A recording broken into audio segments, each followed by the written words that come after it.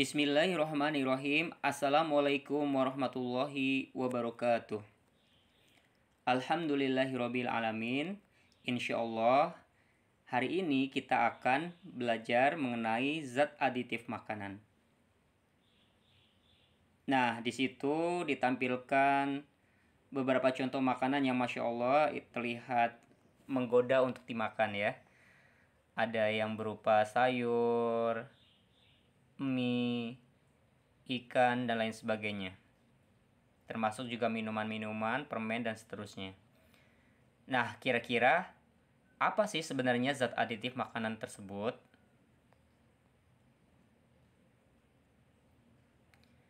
Zat aditif makanan adalah zat yang ditambahkan ke dalam makanan dalam jumlah kecil untuk tujuan tertentu, seperti memperbaiki rasa, memperindah bentuk, mengawetkan, dan menjaga kesegaran makanan.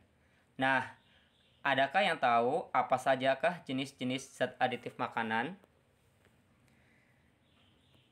Zat aditif makanan jenis-jenisnya adalah diantaranya pewarna makanan, pemanis, pengawet, antioksidan, penyedap rasa, pengemulsi, pengembang, dan lain sebagainya. Nah, ini contoh dari komposisi makanan kemasan yang ditampilkan. Di situ ada dua contoh komposisi makanan yang ditampilkan. Nah, di situ ada snack dan ada minuman instan ya.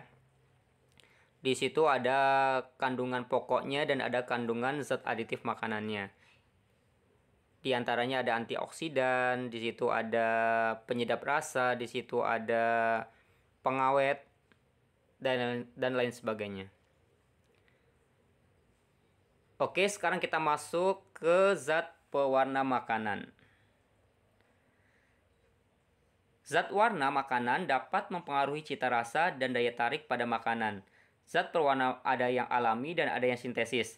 Nah, di situ warna-warnanya sungguh sangat luar biasa, terlihat sangat indah sehingga ketika kita melihat makanan yang berwarna, kita tertarik untuk mengkonsumsinya, untuk menikmatinya. Di situ beberapa contoh pewarna alami yang biasa digunakan di rumah-rumah kita. Misalnya di situ ada kunyit yang berwarna kuning atau orange, cabai merah, wortel yang berwarna orange, kakao yang berwarna coklat, daun pandan yang berwarna hijau, umbi yang berwarna ungu, stroberi, dan lain sebagainya. Nah, di sini beberapa contoh makanan yang mengandung pewarna baik yang alami ataupun yang sintesis. Nah, di sebelah kanan itu ada gambar contoh produk atau merek dari pewarna sintesis. Nah, sebenarnya apa sih bedanya pewarna yang alami dan pewarna buatan atau sintesis secara sifatnya? Yang pertama dari segi keamanan. Tentunya yang alami insya Allah cenderung lebih aman dibandingkan yang buatan. Karena yang buatan itu beberapa diantaranya mengandung atau memiliki efek negatif tertentu. Yang kedua, dari segi warna yang dihasilkan, untuk pewarna alami memang kurang stabil dibandingkan pewarna yang buatan. Jadi kalau yang buatan itu kestabilannya lebih tinggi, tahan lama, dan dapat melindungi vitamin atau zat-zat makanan lainnya yang peka terhadap cahaya atau panas selama penyimpanan. Yang ketiga, untuk mendapatkan warna yang bagus, diperlukan bahan pewarna dalam jumlah yang banyak untuk yang pewarna alami. Sedangkan pewarna yang buatan itu lebih sedikit, jadi cenderung praktis dan ekonomis. Yang keempat dan yang kelima itu sama ya sirama, jadi keanekaragaman warnanya terbatas dan tingkat keseragaman warnanya yang kurang baik. Jadi misalnya kita menggunakan kunyit untuk membuat nasi kuning. Nah, mungkin sebagian dari nasi tersebut tidak mendapatkan suplai dari pewarna alaminya, yaitu yang berwarna kuning atau orange. Sehingga ada nasi yang masih putih dan ada nasi yang terlalu kuning atau berwarna orange. Sedangkan pada pewarna buatan itu cenderung lebih merata dan cenderung lebih stabil dan cenderung lebih kental ya warnanya, jadi sangat merata sekali. Dan yang terakhir dari segi rasa dan aromanya, kalau yang pewarna alami itu bisa mempengaruhi cita rasa dari makanannya. Sedangkan kalau yang pewarna buatan itu biasanya tidak menghasilkan rasa dan aroma yang mengganggu. Jadi cenderung lebih aman. Jadi sesuai dengan kebutuhan kita. Nah, contoh-contoh nomor indeks dan nama untuk pewarna-pewarna baik yang alami ataupun yang buatan. Misalnya untuk yang alami, jika kita ingin memberikan warna merah, misalnya kita tambahkan karmin. Jika kita ingin menambahkan warna kuning, kita butuh suatu zat yang bernama kurkumin, atau yang sekarang lagi banyak dipakai adalah saffron. Untuk yang suka warna hijau, kita gunakan zat yang bernama klorofil. Untuk yang warna coklat, ada karamel, dan lain sebagainya. Sedangkan pada pewarna buatan yang cukup familiar, di situ ada karmoisin, eritrosin untuk warna merah, ada sunset yellow FCF untuk warna orange, untuk yang warna kuning digunakan tartrazin, untuk yang warna hijau digunakan face green FCF, untuk yang warna biru digunakan brilliant blue, untuk yang suka warna ungu digunakan violet GB. Nah, sekarang kita masuk ke apa itu zat pemanis makanan. Jadi zat pemanis ditambahkan ke dalam makanan agar memberikan rasa manis tentunya sesuai dengan namanya. Jadi bahan pemanis terdapat dua jenis, yaitu pemanis alami dan pemanis buatan. Nah, di sini ditampilkan beberapa jenis contoh dari pemanis yang alami. Di antaranya ada gula pasir yang dihasilkan dari tebu, ada gula madu, ada gula merah, ada gula buah dari buah-buahan atau yang biasanya terkandung fruktosa, ada susu yang biasanya terkandung laktosa, dan untuk gula pasir sendiri nama familiarnya untuk kimia adalah sukrosa. Nah, di sini beberapa contoh dari pemanis buatan yang diperbolehkan digunakan di Indonesia. Setidaknya ada 13 jenis, yaitu aspartam. Nah, di situ ada contoh aspartamnya. Ada asesulfam K, ada alitam, ada neotam, sakarin, siklamat, sukralosa, isomalt, xilitol, maltitol, manitol, sorbitol, dan laktitol. Nah, di situ yang sebelah kiri, di situ ada gambar gula yang mengandung maltitol. Nah, di gambar kedua, di situ ada xilitol yang mengandung maltitol dan aspartam. Di gambar ketiga ada aspartam itu sendiri, dan di gambar keempat di situ ada pemanis yang terkandung dua jenis pemanis buatan, yaitu natrium siklamat dan natrium sakarin. Nah, apa beda sifat dari pemanis yang alami dan pemanis yang buatan? Jadi yang pertama, kalau pemanis yang alami pada suhu tinggi itu bisa terurai atau rusak. Sedangkan pada pemanis buatan itu cukup stabil bila dipanaskan. Yang kedua, memiliki kalori yang tinggi. Sedangkan pemanis buatan itu memiliki kalori yang rendah. Sehingga jika ada penderita diabetes mellitus, nah itu agak kurang aman jika menggunakan gula dengan kalori yang tinggi, maka dibuatlah pemanis buatan yang memiliki kalori yang rendah. Yang ketiga, untuk pemanis alami tentunya memiliki rasa manis yang normal. Sedangkan pada pemanis buatan itu memiliki rasa manis sampai puluhan bahkan ratusan kali dari rasa manis gula biasa atau gula pasir. Nah, ini contohnya tuh. Aspartam memiliki rasa manis sekitar 200 kalinya gula pasir. Sakarin memiliki rasa manis sekitar 300 kalinya gula pasir. Siklamat itu sekitar 30 kali gula pasir, sedangkan asesulfam K sekitar 200 kalinya gula pasir. Jadi sungguh luar biasa ya. Jadi rasa manisnya itu berkali-kali lipat dibandingkan rasa manis dari gula pasir. Terus yang keempat, untuk gula alami tentunya lebih mahal harganya dibandingkan gula buatan atau sintesis. Yang kelima, walaupun begitu, untuk gula alami itu cenderung lebih aman dibandingkan dengan gula buatan, karena sebagiannya dapat berpotensi menyebabkan penyakit kanker karena bersifat karsinogen. Nah, kita sekarang masuk ke zat pengawet dan antioksidan. Di situ ada gambar apel yang telah digigit. Nah, ketika apel sisanya itu dibiarkan, tidak langsung kita makan, maka akan terjadi perubahan warna dari tadi warnanya putih menjadi warna kecoklatan. Nah, itulah yang disebut dengan peristiwa oksidasi. Nah, bahan pengawet adalah bahan aditif yang ditambahkan ke dalam makanan untuk menghambat penguraian dan perusakan makanan yang biasanya ditimbulkan oleh pertumbuhan mikroba dan perubahan kimia yang tidak diinginkan. Sedangkan antioksidan adalah zat yang dapat menghambat peristiwa oksidasi makanan. Nah, seperti yang terjadi pada buah apel tersebut, atau bisa juga ketika kita melihat buah pir yang dibuka dan tidak langsung dimakan, nah itu juga akan terjadi perubahan warna kecoklatan. Buah pisang, buah salak, nah itu juga terjadi perubahan warna ketika dibiarkan terbuka kulitnya tanpa langsung kita konsumsi atau kita makan. Oke, inilah contoh dari zat pengawet dan antioksidan yang biasa digunakan alami oleh kita. Jadi pengawet dan antioksidan itu memiliki fungsi yang mirip sebenarnya, meskipun tidak terlalu sama, yaitu untuk mencegah terjadinya kerusakan pada makanan atau pembusukan pada makanan. Nah, pengawet pada makanan dapat ditambahkan sendirian atau disertai pula dengan metode pengawetan makanan yang mekanis atau yang secara fisika. Misalnya makanan yang diasapkan atau pengasapan makanan, pendinginan dengan kita memberikan es batu atau dimasukkan ke dalam kulkas, pengeringan dengan mengeluarkan kandungan air atau mengurangi kandungan air pada makanan tertentu.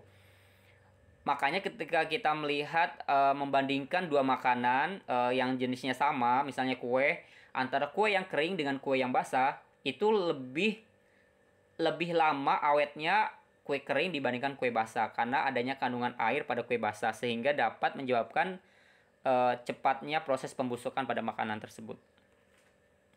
Nah, contoh pengawet alami yaitu garam, gula, kayu manis, dan kunyit. Sedangkan contoh dari antioksidan alami yaitu sari buah jeruk yang mengandung asam sitrat, sari wortel, vitamin C atau asam askorbat, ekstrak teh, dan lain-lain. Dan yang perlu kita garis bawahi bahwa hampir semua sayuran merupakan antioksidan alami yang sangat baik bagi tubuh kita. Jadi dianjurkan kita untuk mengkonsumsi sayuran setiap hari atau buah-buahan.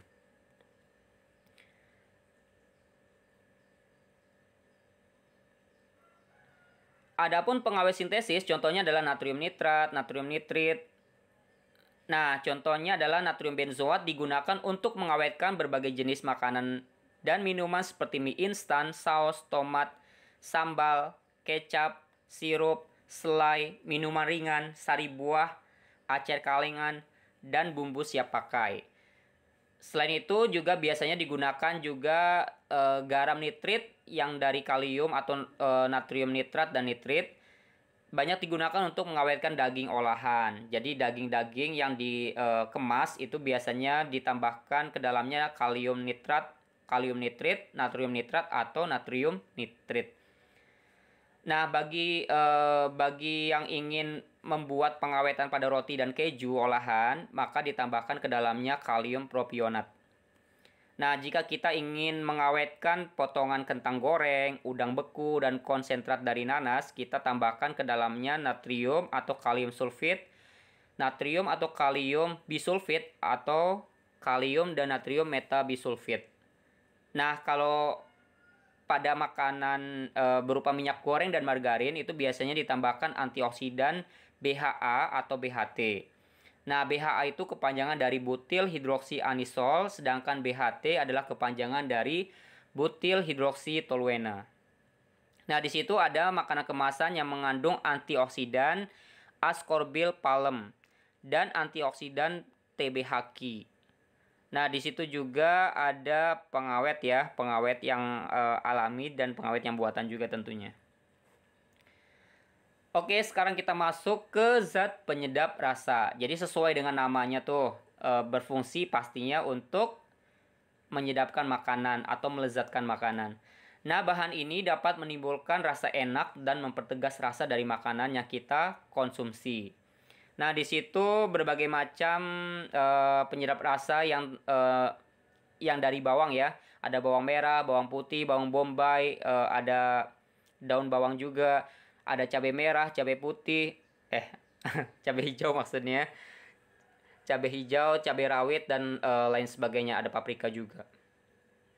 Nah, di situ juga ada dari rempah-rempah.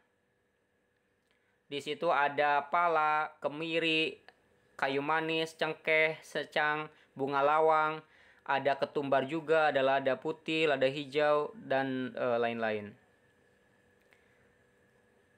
Nah, ada juga di situ bahan rimpang ya, seperti kencur, temulawak, jahe, lempuyang, jahe merah, kunyit, lengkuas. Nah, di situ ada contoh dari penyedap rasa yang buatan yang sangat familiar, yaitu MSG atau monosodium glutamat.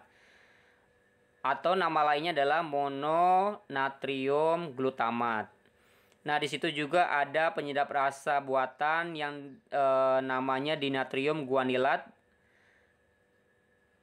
Dan juga kalau misalnya biasanya ditambahkan ke dalam makanan, kalau kita ingin memiliki rasa jeruk, maka ditambahkan penyedap buatan yang mengandung oktil asetat.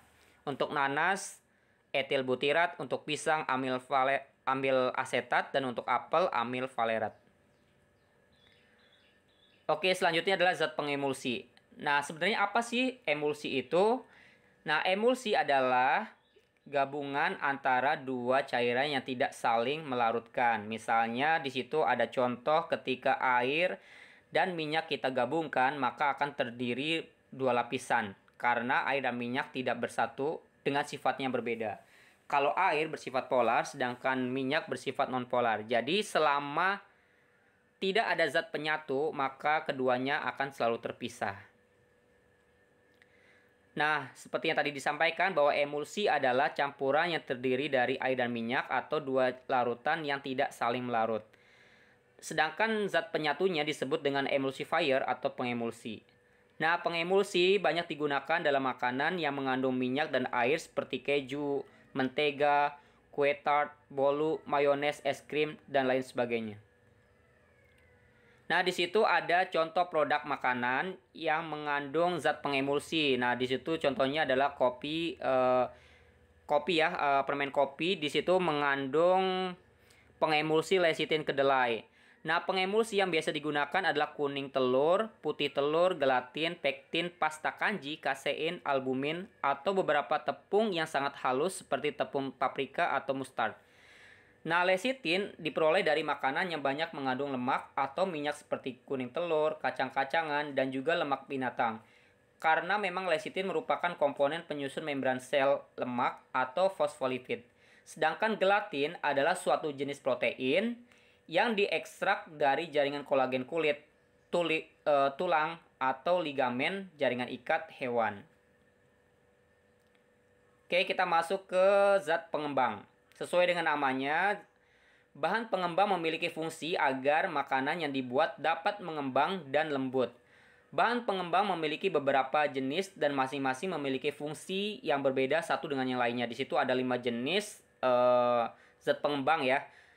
Yang pertama adalah baking soda. Kandungan utamanya adalah natrium bikarbonat. Digunakan untuk adonan yang memiliki bahan asam untuk menetralkan rasa getir. Sedangkan yang kedua adalah baking powder. Ini hampir sama dengan baking soda, tetapi kandungannya adalah natrium bikarbonat, cream of tartar, dan emulsifier. Nah, baking powder itu digunakan untuk campuran adonan yang tidak memiliki bahan asam pada umumnya. Nah, yang ketiga adalah ragi, merupakan bahan pengembang yang memanfaatkan penggunaan mikroorganisme Saccharomyces cerevisiae untuk menambah volume adonan lebih empuk, elastis, dan kuat serta meningkatkan cita rasa dan aroma dari roti. Nah, yang keempat adalah cream of tartar. Digunakan untuk mengembangkan sekaligus melembutkan cake seperti bolu, chiffon cake, cheese cake, hingga dari kandungannya adalah kalium dan asam tartarik. Nah, biasanya asam tartarik ini yang terdapat pada buah anggur. Nah, yang kelima adalah emulsifier seperti yang sudah disampaikan di sebelumnya ya. Di zat emulsifier atau zat pengemulsi. Nah, itu beberapa contoh zat aditif makanan biasa ditambahkan ke dalam makanan supaya kita memiliki tujuan yang diinginkan. Apakah ingin mengawetkan, ingin menyedapkan rasa, ingin menambahkan rasa manis, dan lain sebagainya. Mudah-mudahan bermanfaat dan mudah-mudahan ilmunya berkah. Kita tutup dengan doa kafaratul majelis. Subhanaka Allahumma wa bihamdika asyhadu alla ilaha illa anta astaghfiruka wa atubu ilaik.